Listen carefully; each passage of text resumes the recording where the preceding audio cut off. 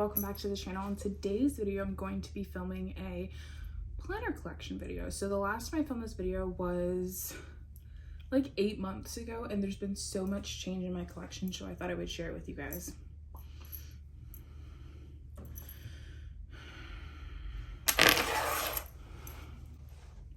Hey everyone, welcome back to the channel. So in today's video I'm going to be doing a planner collection video. I was looking on my channel and the last time I did this video was 8 months ago, and my collection has completely changed. So I thought I'd go over everything with you. Over here I have a bunch of boxes. I'm really happy with where my collection's at right now. It's very much focused on what I'm actually using. Spoiler alert, I've sold most of my rings. So let's just get started. What do I want to start with? The remaining rings or all the other covers? Anyway, before we get started, I would love if you take a second to like and subscribe. It'd be greatly appreciated, and let's just hop right into it. Okay, so I've decided that we're gonna leave rings for last. First things first, I have one TN. And this is a standard Travelers Company TN. I think it's called the Camel shade, I'm pretty sure.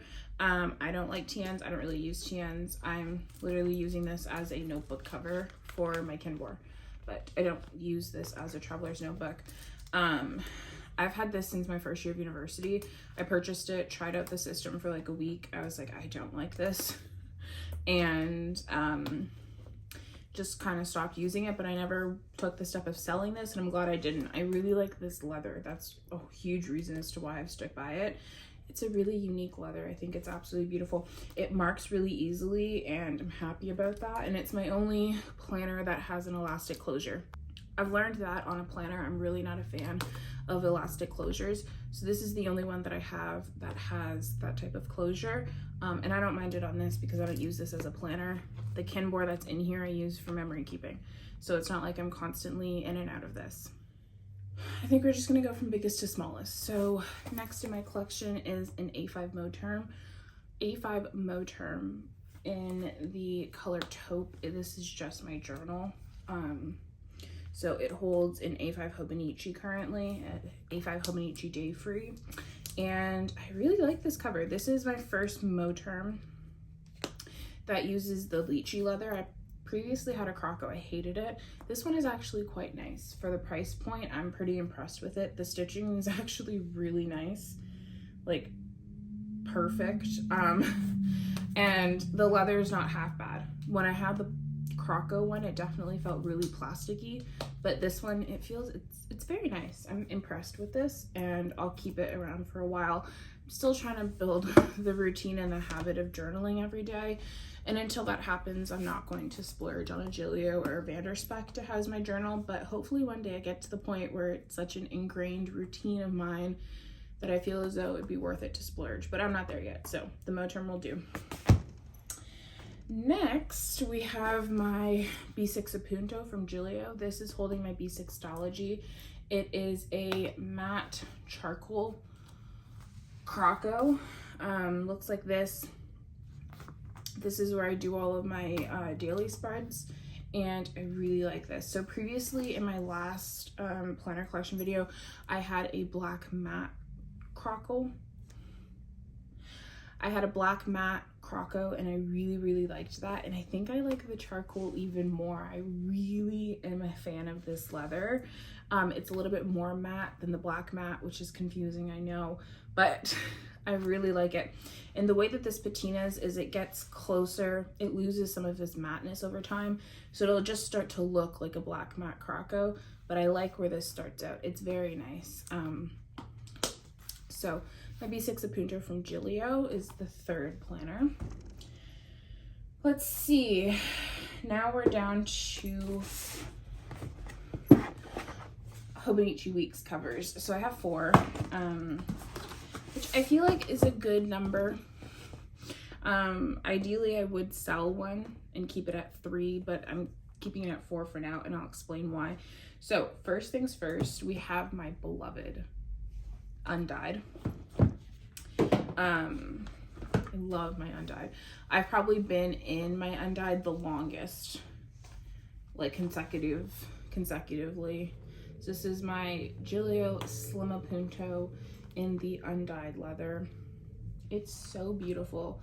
I'm absolutely loving the patina on this. It's gotten so much character. It hasn't tanned evenly though. The front is darker than the back, but I don't mind it. This is the first undyed that I really cannot see myself selling. It's the first undyed that I've been in for a noticeable enough amount of time that I can see and have like tracked its changes.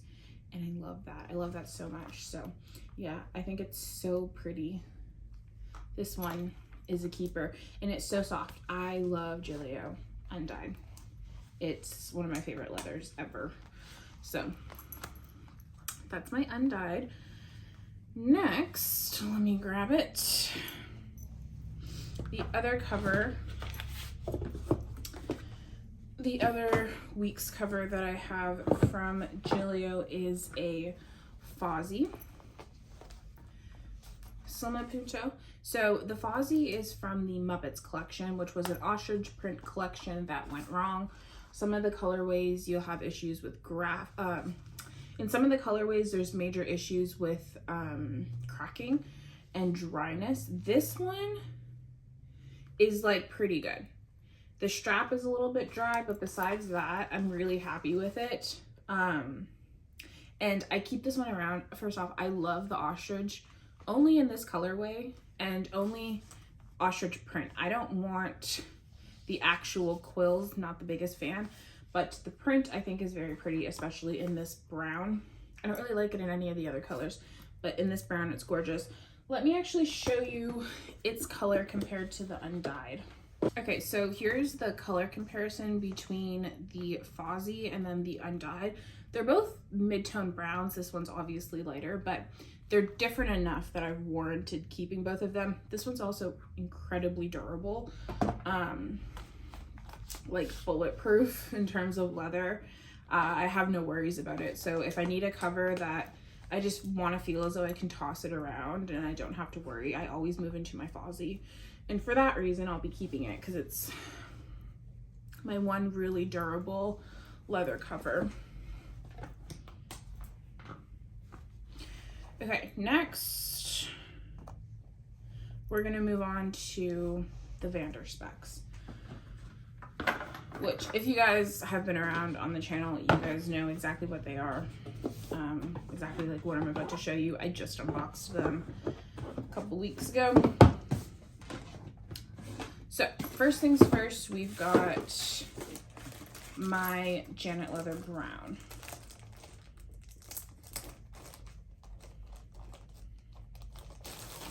So this is what my JL Brown looks like. It's so pretty. I asked for like a ton of texture and they definitely delivered. It's gorgeous. I'm gonna go over the customizations I've done to this. So I did JL Brown inside and outside with the matching stitching. I did a chunky clasp, gold popper, square corners, and a big back pocket. I also opted for the nomad layout on the inside.